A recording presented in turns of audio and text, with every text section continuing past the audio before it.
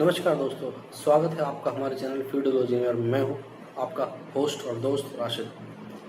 आज हम बात करते हैं बैलेंस डाइट के बारे में। बैलेंस डाइट, हम इसको बैलेंस डाइट के साथ साथ हेल्दी डाइट भी कह सकते हैं। जैसे कि आप सभी जानते हैं कि कोरोना का वक्त चल रहा है और उस कोरोना के टाइम पे, कोरोना के वक्त पे अकेले हिंदुस्तान में तकरीबन 5 लाख केस पॉजिटिव हो चुके हैं और ऐसे में बहुत ज़्यादा ज़रूरत हो जाती है हम ये जान लें कि एक सही और हेल्दी डाइट कैसी होनी चाहिए, इसके अंदर क्या क्या चीज़ें होनी चाहिए और किस तरह से हम घर के अंदर ही रहते हुए एक हेल्दी डाइट बना सकें और एक हेल्दी खाना खा सकें जिससे कि हमारे इम्यून सिस्टम बेहतर बना रहे और कोरोना वायरस से लड़ सके। कोरोना वायरस हम सभी जानते हैं और डॉक्टर बता चुके हैं कोई खतरनाक वायरस नहीं है। हाँ, ये खतरनाक उनके लिए है, उनके लिए ये नुकसानदेह जरूर साबित हुआ है जो पहले से ही बीमारी है, यानी कि जिनका इम्यून सिस्टम कमज़ोर है। तो बात आती है अपने इम्यून सिस्टम को मजबूत बनाने की। तो हम कैसे बना सकते हैं, आज हम इसी बारे में बात करने वाले हैं। और आज का टॉपिक है हमारा बैलेंस डाइट, यानी कि हेल्दी डाइट। एक हेल्दी डाइट और बैलेंस डाइट दोस्तों वो होती है जिसके अंदर 7:1:2 के रेशो से कार्बोहाइड्रेट, प्रोटीन और फैट मौजूद हो।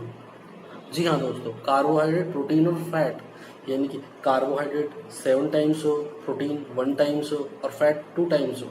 हाँ, 7 टाइम्स कार्बोहाइड्रेट मतलब मैं आपको समझा दूँ। अगर किसी बंदे की, किसी व्यक्ति की ज़रूरत 2000 किलो कैलोरी की है तो उस व्यक्ति को, उस पर्सन को करीब 1400 किलो कैलोरी चाहिए सिर्फ और सिर्फ कार्बोहाइड्रेट के ज़रिए से।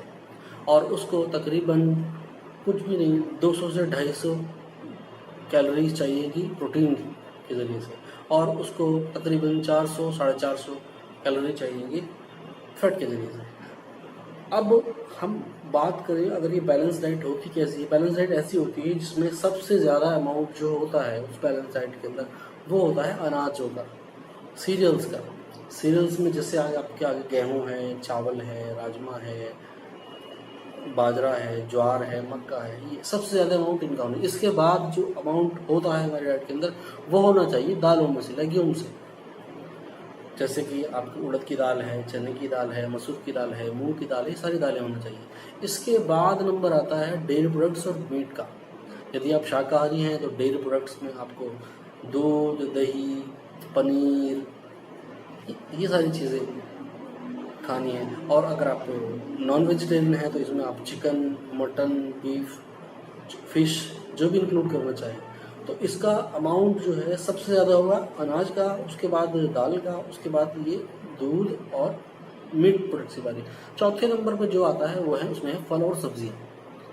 फल और सब्जियाँ चौथे नंबर पर आती है। और सबसे कम अमाउंट हमें लेना है, वो हमें लेना है शुगर का और वो हमें लेना है फैट का। शुगर और फैट ये एम्प्टी कैलोरीज होती हैं। अगर ये एक्सेस अमाउंट में ली जाए तो ये जाके हमारे शरीर को नुकसान देती है, इसलिए हमें कम से कम ये लेना होता है। तो कार्बोहाइड्रेट की मैं बात करूँ तो कार्बोहाइड्रेट मेन सोर्स है हमारा, जिससे हमें एनर्जी मिलती है। और एनर्जी तो हर चीज़ के लिए चाहिए हमें। इवन हम पलक जब झपकाते हैं इस तरह से, उस पलक झपकाने के लिए हमें एनर्जी चाहिए, बोलने के लिए, सांस लेने के लिए, हर चीज़ करने के लिए एनर्जी चाहिए। तो एनर्जी जो मोस्टली हमें मिलती है वो कार्बोहाइड्रेट से मिलती है। हाँ, वो दूसरी बात है कि फैट से और प्रोटीन से भी हमें एनर्जी मिलती है, और जो मेन प्रोवाइडर ऑफ एनर्जी है वो कार्बोहाइड्रेट है। कार्बोहाइड्रेट दिन भर में करीब हम 350 से 400 ग्राम लेना चाहिए और हम जनरली वो ले भी लेते हैं। हम चावल खाते हैं, हम रोटियां खाते हैं, हम समोसे खाते हैं और हम जो चीज़ें खाते हैं तो उसमें कार्बोहाइड्रेट आता है। दूसरे नंबर पर बात करते हैं हम, तो ये प्रोटीन। प्रोटीन हमारे शरीर का एक बहुत बड़ा